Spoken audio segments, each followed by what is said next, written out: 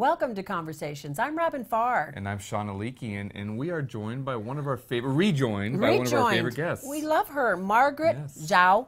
How'd I do? Yes, great. You're bilingual. Yes, I am. It's spelled Z-H-A-O, which is Chinese, and this is how I wrote it phonetically, J-Z-O-W, and it came out right. That's she said phonetics. Earlier, before we started, she said, what did you say, combine the Z and the J. Yeah. Yes. Yeah. Zhao. Got it, Zhao. Perfect. And you have to say it like that, too. So it's so nice to see you. Thank you. For those of you who don't know, Margaret is a wonderful author. She's a comedian. She's an inspirational and motivational speaker.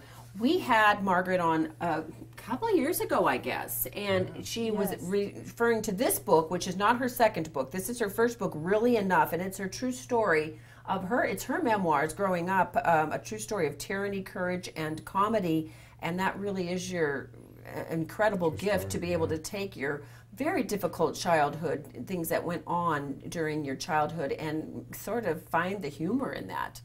Yes. You try to survive. Yeah, try to survive, right, exactly. Out of necessity. And, you know, as we well know on the show, once an author, always an author. Because, you don't just write one book. Most people start and they just can't stop writing. And this she's one written a second one. is humor, haiku.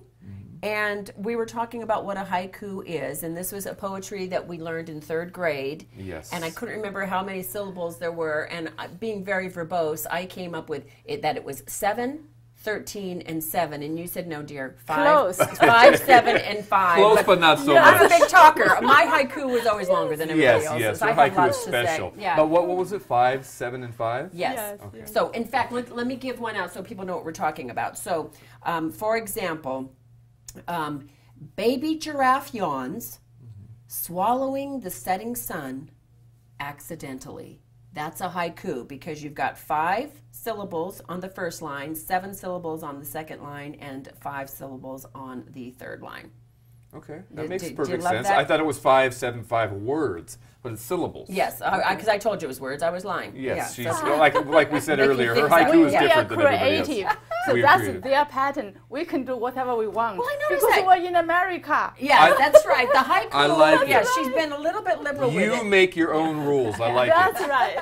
I like it. And that's how you survive, by not letting other people's rules dictate how you live, but you making your own rules. Oh, thank you. If I could, I did. But there were times I just couldn't. Well, so you can't. But you have to bend the rules in place to your favor sometimes. You've done some amazing things. And tell us a little bit about humor, haiku.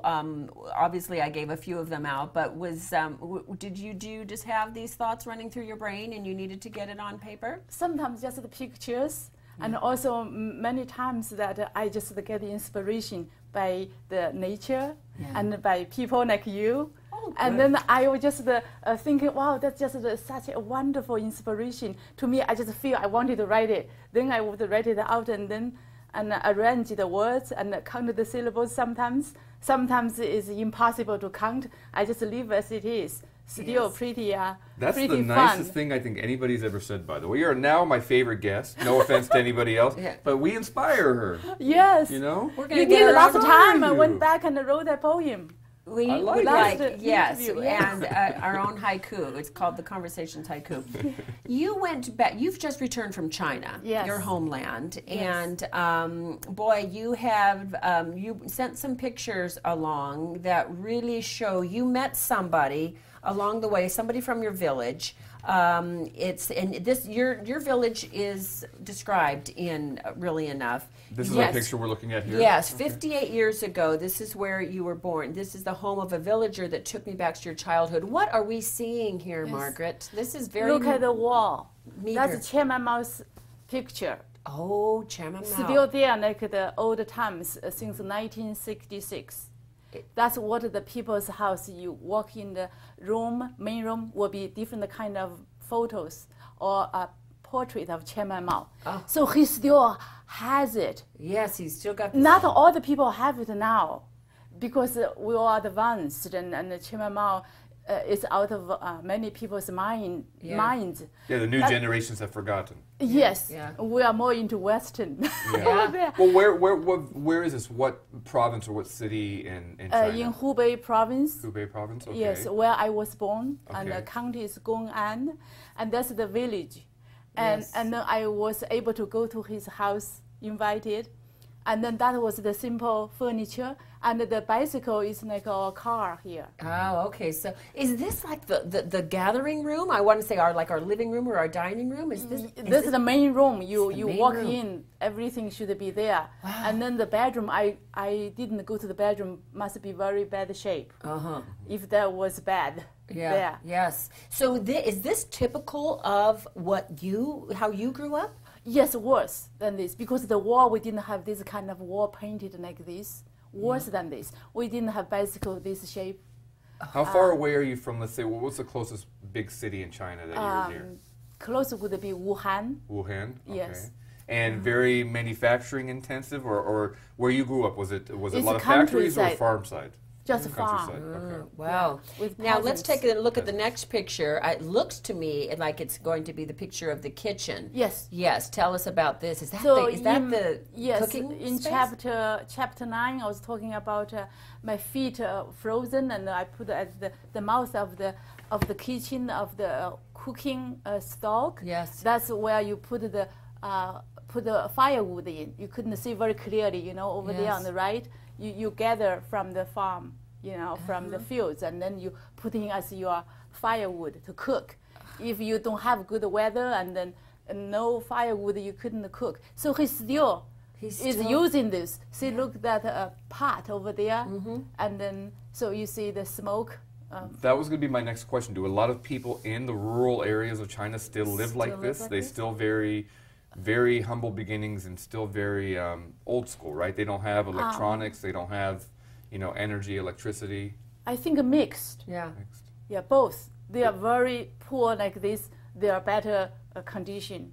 Wow. That I saw too. Yeah, because we kind of think of China now as being such a huge economy, and that everybody is, they're buying a lot of houses here, let's just say that, and we all are thinking, boy, they must be doing well, and yet we still see that Very there are some... small Oh, is that right? percentage of people. Well, being a communist country, Yeah. you have very small percentage of wealth over there. The rest of the people are very humble, very Exactly. meager. We Yes. want to take a look at Yes. some other pictures you brought back and talk about some nice events you've got coming up. So will you stay with us for another segment as we take a break now? Sure. Okay. Thanks. We're talking with Margaret Zhao, author, comedian, and speaker. Her website's wonderful, by the way, www.reallyenough.com. Sean and I will be right back with plenty more conversations.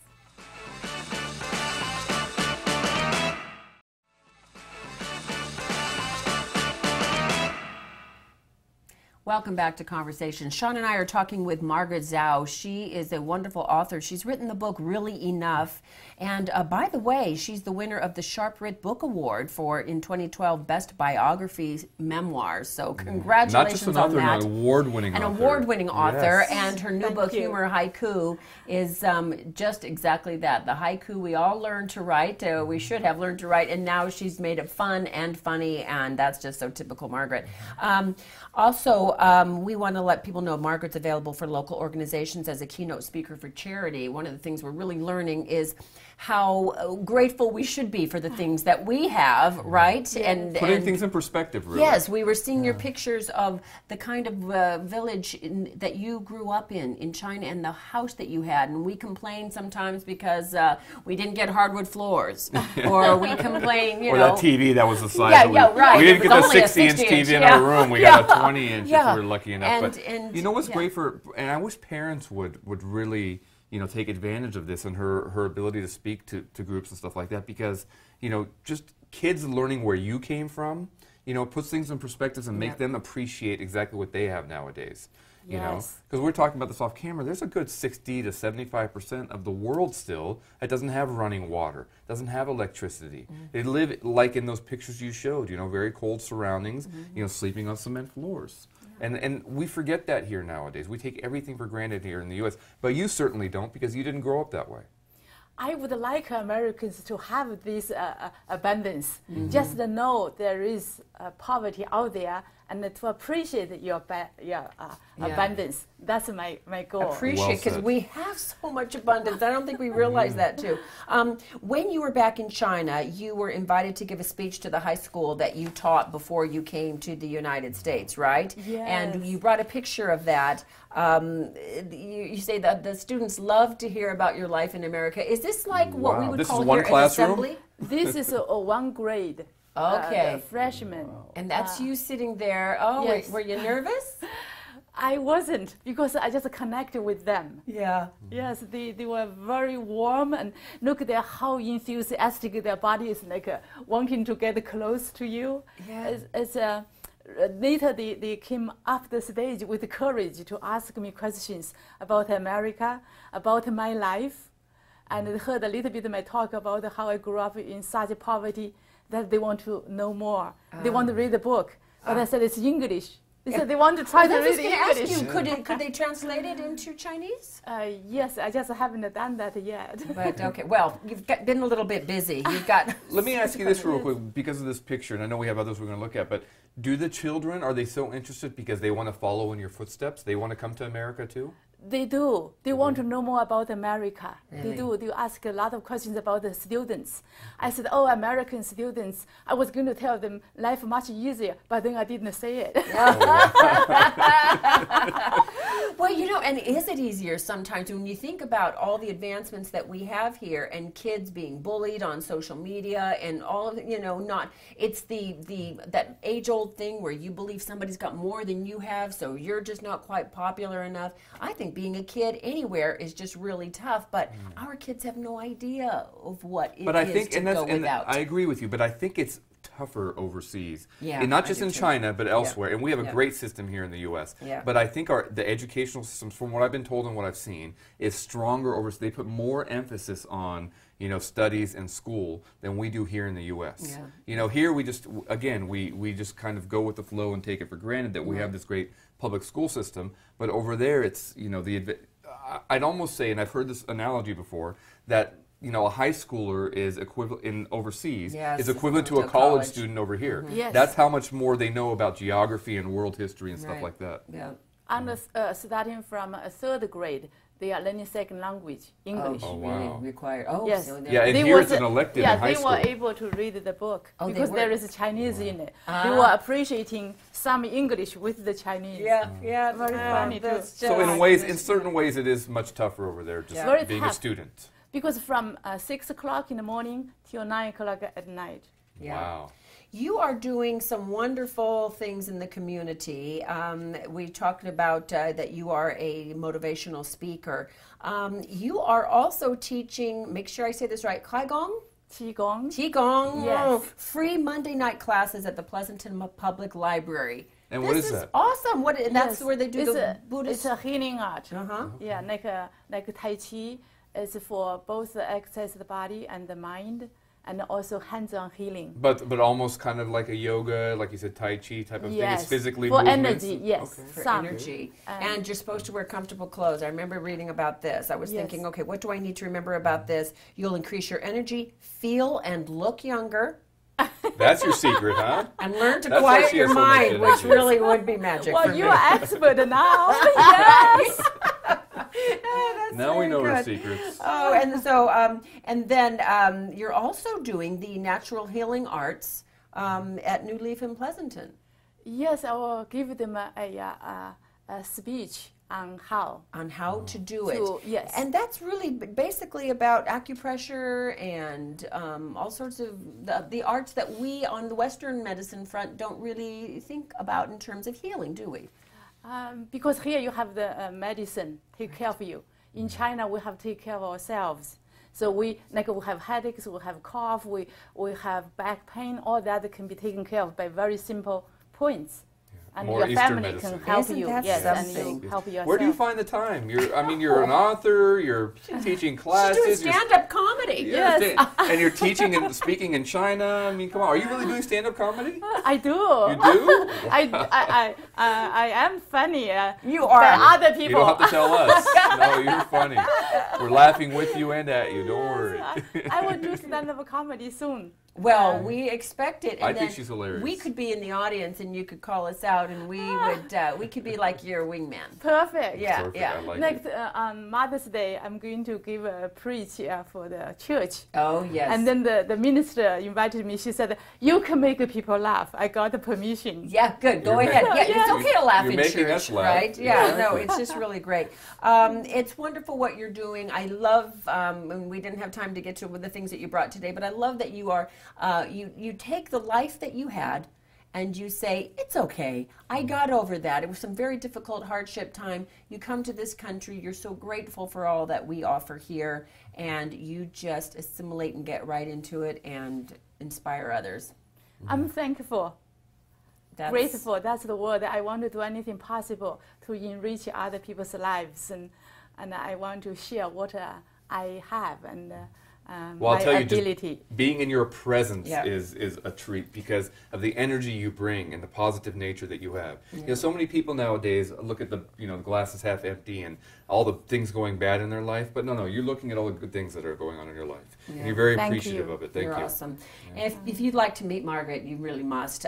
Go to check out the free Monday night classes at the Pleasanton Public Library. Learn Qigong. Am I saying it right? Yes, Qigong, yes. And free, by the way, It's the operative free, word is yes. free, so you have no excuse not Right. to be there. June 8th, June 15th, and June 22nd. Slightly different times on those, and you can find out more by going to Margaret's website, www.reallyenough.com. And then learning more about the natural healing arts with Margaret is happening at New Leaf in Pleasanton on Friday, June 19th.